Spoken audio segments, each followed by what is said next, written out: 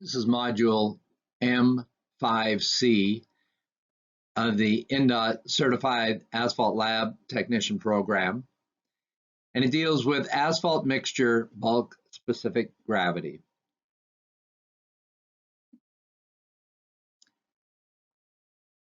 So to determine the bulk specific gravity of mixture, of compacted mixture, we need to weigh the specimen in air, weigh it underwater, and weigh it in the air with surface water, with water still on the surface. So here we see a sample sitting on a scale, so we weigh it in the air. Then we take that sample and we put it underwater, and you'll notice that the sample's on its side so as to not trap air bubbles underneath it. So we weigh it underwater. Then we bring it out of the water and we pat the surface of the sample with damp cloths. So typically you take a cloth, cotton cloth, and wring it out so it's just damp, and then you pat it dry, and there'll be a little bit of water that's still left in the pores, surface pores of the specimen, and you weigh it then for the second time. And now we can calculate the bulk specific gravity of a compacted mixture. So in this example here, A is our dry weight, 4,649.7 grams. We weigh it underwater, 2624.1 grams. And then after we pat it dry, we weigh it again and it weighs 4656.3. So it's taken on about 6.6 grams of water that are still in the surface pores. So to calculate the bulk specific gravity, we need A is the dry weight, so that's the 4649 grams, and divided by the saturated surface dry specimen, which is this 4656. Take away the weight underwater, which is the 2624. And if we do that arithmetic, we end up with 2.288 as the bulk specific gravity of the mixture. So let's look at doing that. And here we have some information to allow us to do it. It's not telling us what is A, what is B, and what is C. So we need the weight in the air. So we're looking here, and here we see it. It's the dry weight, which is the weight in the air, 4718.2. We need the saturated surface dry weight of it. Well, it says it right there. SSD weight is 4724.9, and then the weight in water is the 2776.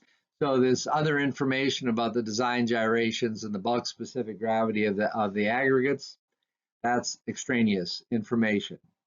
So we put the dry weight divided by the saturated surface dry weight minus the weight underwater, and we do the calculations and we get 2.421. So here's another example where we're not given the A, B, and C. So what do we need? Well, we know that we need the dry weight. Where is that? So it is the dry weight right there. It even says it, 4527. We need the saturated surface dry. There it is there, 4533.8. And we need the weight in water, which is right above it, 2594.99. And when we put those in and we do the calculations, we get 2.335. And so the next thing that we need to consider is the bulk specific gravity of the mixture using something that's called the automatic sealing device. So this is an AASHTO test method T331. It's used for open graded mixtures, or C mixtures as they're referred to, and it's when the mixture is too porous for an accurate SSD. So what will end up happening is that if the mixture is porous, the water can go into the sample when it's underwater. And then when we take it out of the water runs out from the inside of the sample. And so we get an erroneous weight underwater. So that's why we would use this method for open graded mixtures. We can also use it when we are also required to use it when the core density, when the water absorption exceeds 2%.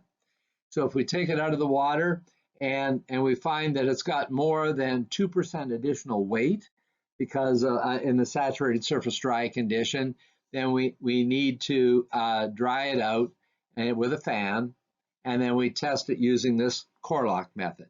So how do we go about doing that? Well, we're going to need a core lock machine, which is a vacuum sealing machine like this, and we have bags that we are going to vacuum around the sample and seal. And so we need to know what the bag weight is. So we weigh the bag. Then we need to know what the sample weight is, and there you can see it on the scales right beside the core lock machine. Then we put the sample into the bag, and we set it on inside, and you can see here there's a bar that's going to come down when we pull it down, and it's going to press on this bag. And the idea is that we're inside that chamber, we're going to reduce the pressure, create a vacuum, and then the machine will heat seal the bag, so the plastic will be heat sealed, and then we can release the vacuum, let the air go back into the space, and then the lid will pop back open again. And now our sample is inside the bag, and you can see that the atmospheric air pressure is pushing the bag against the sample. So our next step then, here's another picture of it that you can see. And you can also see where that heat sealing took place right along there. Now, we have to weigh the sample and the bag in water. Now, the key thing about this is to make sure that the sample is positioned in such a way that there's not air bubbles that are trapped underneath the edges of the bag. So we don't want any air bubbles on the outside of the bag. Then we have this calculation in which we've got the dry weight that remains unchanged, but now instead of just having the saturated surface dry minus the weight underwater, we've got something that's a little bit more complicated because we have to account for that plastic bag. So what do? Well, the combined weight of our sample plus the bag minus the sealed sample weight minus the dry weight. Okay, so that's the sample of the bag, and we're going to divide by the specific gravity of the plastic that the bag is made out of, and that's something that comes from the manufacturer. You'll see it on the it'll be listed on the bags, and then when we plug all that information in, we'll end up with a bulk specific gravity of that compacted specimen. And now we'll show a video of doing this test. Now we're going to be going over T312, which is gyratory compaction. While this is going over T312, it should be noted that NDOT refers to Directive 303 for fabricating and compacting gyratory specimens. Right here I'm showing the different adjustments that you can make on a pine gyratory. It's listed here that we're going to be gyrating to 50 gyrations. We'll need to have an angle of 1.16 and our pressure is set at 600 kilopascals. Here I've got the sample in the oven. I've got a thermometer on my bottom plate and I'm checking the temperature of my mold prior to compaction. Here you'll see me assemble the mold and then also check the temperature of the mix in the box.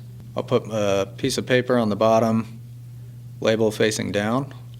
There you can see the temperature probe in the box, so I can accurately check the temperature of the mix.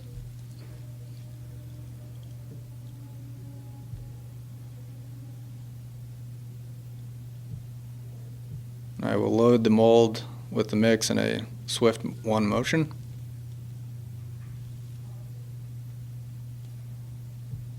And also double check that all of the mix has gone into the mold.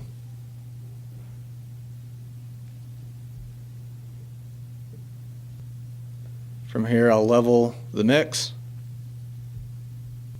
place my paper on top, and then insert it into the gyratory.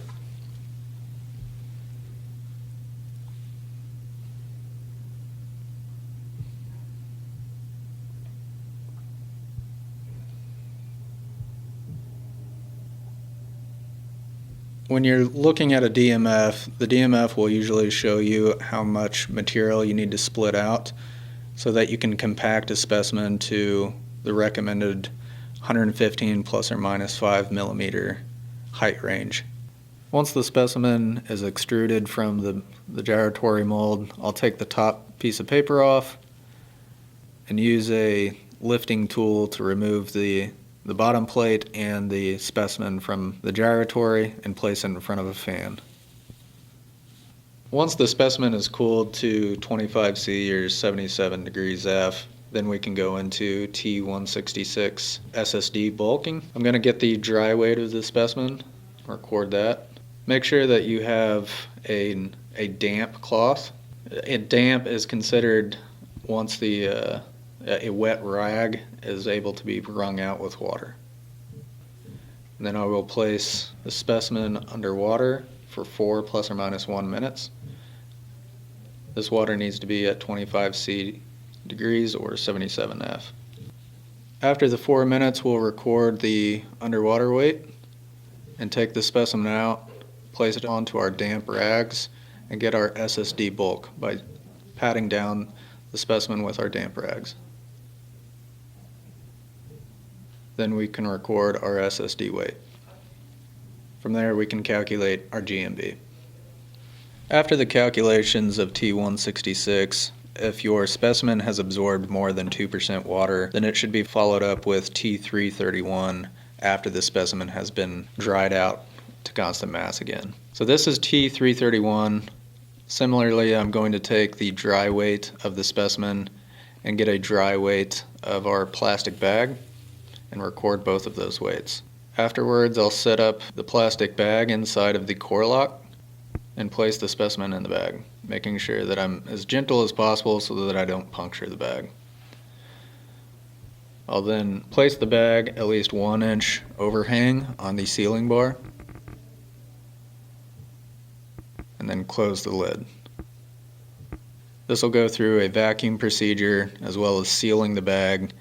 After the vacuum procedure, we can take a look at the sealed specimen and kind of pull at it a little bit. Usually a good seal will be very tight to the specimen, whereas if it doesn't seal very well, then you'll be able to pull the bag away from the specimen. Once the bag has been sealed, you have at least 1 minute to get the bag and the specimen from the core lock underwater. When you place it underwater, make sure that you move the sample around underwater so that you don't have any trapped bubbles, and also you may need to fold it depending on your water bath setup so that the bag isn't touching the sides of the basin. After you have the sample underwater, you're going to want to watch the scale until it stabilizes. Afterwards, you can take the specimen out and record your underwater weight. After you've taken your underwater weight, you'll take the specimen out and cut it open to check if the specimen has lost or gained any weight. This test is accurate and passes if there's less than 0.08% lost and no more than 0.04% gained.